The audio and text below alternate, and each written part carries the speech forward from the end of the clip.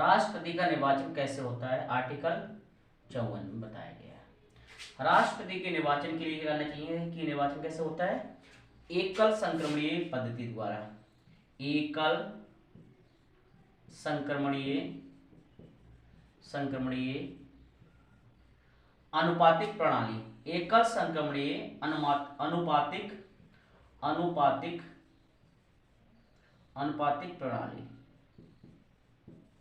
अप्रत्यक्ष रूप से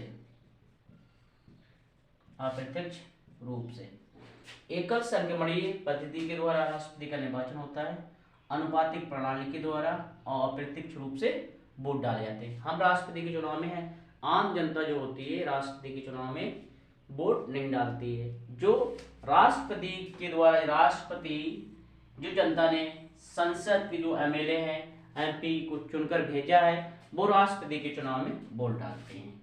जी आप देख रहे हैं संसद है जहाँ भारत सरकार का कानून बनता है, यहाँ आप देख रहे हैं राज्य सरकार है, जहाँ विधानमंडल है, जहाँ राज्य सरकार अपना कानून बनाती है। विधानमंडल संसद के 79 में उल्लेख है, विधानमंडल का उल्लेख 168 में उल्लेख है, अनुच्छेद 168 में उल्लेख है। यहाँ आप देख रहे हैं लोकसभा है, यहाँ राज्यसभा है, ठीक है, यहाँ लोकसभा के सदस्य हैं, यहाँ राज्यसभा के सदस्य हैं, यहाँ विधानसभा के सदस्य हैं, यहाँ विधान परिषद के सदस्य हैं, ठीक है। तो लोकसभा के सदस्य क्या होते हैं, वोट डालते हैं, लोकसभा के सदस्य क्या वोट डालते हैं, और राज्यसभा के सदस्य वोट डालते हैं, ठीक है। विधानसभा के सदस्य वोट डालते हैं, विधानसभा की संख्या कितनी 28 है, और विधान परिषद सदस्य वोट नहीं डालते हैं, और 3 जो हैं यूटी हैं, तीन यूटी हैं जे वोट डालती हैं राष्ट्रपति के निर्वाचन में, ठीक है। राष्ट्रपति के निर्वाचन में वोट डालती हैं। कौन डालता है, तो लोकसभा के सदस्य जो होते हैं, लोकसभा के सदस्य होते हैं वो राष्ट्रपति के चुनाव में वोट डालते हैं, राज्यसभा के सदस्य होते हैं वो भी चुनाव में वोट डालते हैं, विधानसभा के जो सदस्य होते हैं वो भी वोट डालते हैं, लेकिन विधान परिषद सदस्य नहीं डालते हैं। तो 28 राज्य और 3 यूटी जो हैं क्या करती हैं, वोट डालती हैं, किसमें, राष्ट्रपति के निर्वाचन में, ठीक है। राष्ट्रपति का जो निर्वाचन होता है उसमें वोट डालते हैं, ठीक है। तो सबसे पहले हम देखते हैं निर्वाचन किसका, राष्ट्रपति का निर्वाचन। राष्ट्रपति के हम निर्वाचन को देखते हैं, ठीक है। अब राष्ट्रपति का निर्वाचन, ठीक है, राष्ट्रपति का निर्वाचन। तो सबसे पहले राष्ट्रपति का निर्वाचन देख लेते हैं, ठीक है। जे आप संसद देख रहे हैं, संसद में लोकसभा है और राज्यसभा है, और जो है विधानमंडल है, यहाँ क्या है, विधानसभा है और विधान परिषद है, ठीक है। तो लोकसभा के सदस्य वोट डालते हैं, राज्यसभा के सदस्य वोट डालते हैं राष्ट्रपति के चुनाव में, विधानसभा के डालते हैं लेकिन विधान परिषद के नहीं डालते हैं। तो 28 राज्य और 3 यूटी जो हैं राष्ट्रपति के चुनाव में भाग लेती है, ठीक है। 3 यूटी कौन कौन सी होगी, जम्मू एंड कश्मीर, उसके बाद आप जम्मू कश्मीर होगी, दिल्ली हो गया आपका, दिल्ली हो गया आपका, दिल्ली, और आपका क्या हो गया, पौंडुचेरी, ठीक है, पौंडुचेरी, ठीक है। तो ये क्या होते हैं कि 3 जो यूटी है, जम्मू कश्मीर, दिल्ली और पौंडुचेरी, ये क्या करती हैं, राष्ट्रपति के निर्वाचन में भाग लेती हैं। लेकिन क्या राज्यसभा के जो 12 सदस्य होते हैं, मनोनीत सदस्य होते हैं, जो क्या होते हैं, कला, विज्ञान और साहित्य के होते हैं, ठीक है। कला, जो कला के क्षेत्र में हो, जिसने कला में कोई काम किया, कला के क्षेत्र बहुत बड़ा क्राइटेरिया हो गया है। जैसे सचिन बैडमिंटन खिलाड़ी हैं, जो किसके हैं, क्रिकेटर हैं सचिन, राज्यसभा के सदस्य हैं, ठीक है। और जो अभिनेत्री हैं रेखा, ठीक है, हेमा मालिनी, ठीक है।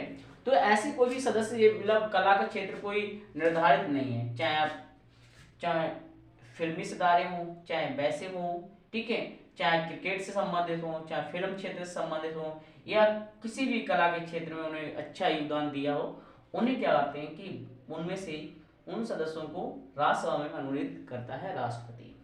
विज्ञान के क्षेत्र में कोई व्यक्ति अच्छा है तो तो उसे क्या करेंगे, राज्यसभा में मनोनीत कर लेंगे।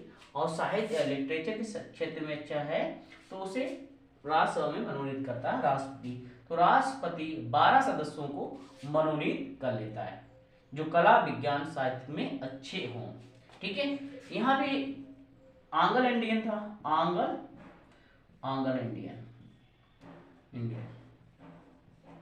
आंग्ल इंडियन को जो लोकसभा में 2 सदस्यों को मनोनीत करने का अधिकार है राष्ट्रपति को। आंग्ल इंडियन को जो राष्ट्रपति 2 सदस्यों को मनोनीत कर सकता है। अगर आंग्ल इंडियन लोकसभा में 545 सीटें हैं, ठीक है, या 245 सीटें हैं, अगर कोई जीत की कैंडिडेट नहीं आता है तो 2 सदस्यों को मनोनीत करेंगे। ठीक है राष्ट्रपति महोदय, अगर कोई एक सदस्य जीत के आ गया तो 1 सदस्यों को मनोनीत करेंगे, और दोनों जीत के आ गए तो किसी को मनोनीत नहीं करेंगे। कौन? आंग्ल इंडियन। आंग्ल इंडियन होते क्या है? आंग्ल मतलब होता है एंग्लो, एंग्लो का मतलब होता है अंग्रेज। क्या होता है? अंग्रेज। ठीक है, अंग्रेज। और इंडियन मतलब होता है इंडियन, भारतीय। ठीक है, भारतीय। तो ऐसे अंग्रेज जिन्होंने क्या करा था कि शादी की भारतीयों से, भारतीय महिला से शादी कर ली, और जो उनकी संतान आई वो कैसी हो गई? भारतीय। अंग्रेजों की संतान मतलब अंग्रेजों ने भारतीय महिलाओं से शादी कर ली, अब जो उनकी संतान आ गई उनको कहा गया आंग्ल इंडियन कहा गया, क्योंकि आधा अंग्रेज है आधा क्या? इंडियन। ठीक है, तो उन्हें आंग्ल इंडियन कहा गया। लेकिन वर्तमान में ये व्यवस्था खत्म कर दी, आंग्ल इंडियन की बात खत्म कर दी। ठीक है, तो आंग्ल इंडियन उस समय में आंग्ल इंडियन जो था, और आंग्ल इंडियन जो है वो राष्ट्रपति के चुनाव में भाग नहीं लेते हैं, राष्ट्रपति के चुनाव में भाग नहीं लेते हैं। और कला और विज्ञान साहित्य के क्षेत्र से चुने हुए सदस्य क्या होते हैं? वो भी राष्ट्रपति के चुनाव में भाग नहीं लेते हैं, क्योंकि ये लोग सदस्य क्या हैं? मनोनीत हैं। ठीक है, जो जनता के द्वारा चुन के नहीं आए, जनता ने इनको वोट नहीं दिया, जनता जिसको वोट नहीं देती वो राष्ट्रपति के चुनाव में भाग नहीं लेता है। ठीक है, कला और विज्ञान के क्षेत्र और साहित्य के क्षेत्र में ये सदस्य कैसे मनोनीत हैं? जे इलेक्ट, ठीक है, जे कैसे सदस्य हैं? इनको जनता ने नहीं चुना है, इसलिए ये जनता के जे राष्ट्रपति के चुनाव में भाग नहीं लेंगे।